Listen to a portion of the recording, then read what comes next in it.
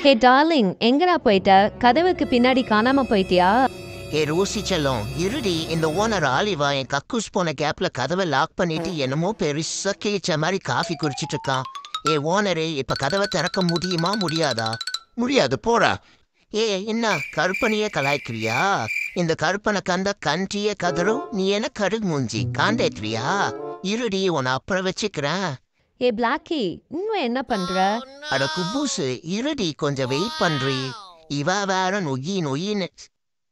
ஹே, இந்த கருப்பன் காதல் மன்னன் மட்டும் இல்லடா, கதவை திறக்கிறதுலயும் கிங்குடா.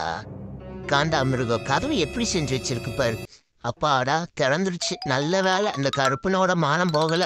அடியே ரோசி, நம்மள பிரிக்க பல பரதேசிங்க பஞ்சுமும் தாய் தின்னுட்டு சூனியம் பண்ணி வச்சிருக்காங்க. என்ன ஆனாலும் இந்த ரோசியும் இந்த கருப்பனையும் பிரிக்க முடியாதுடா.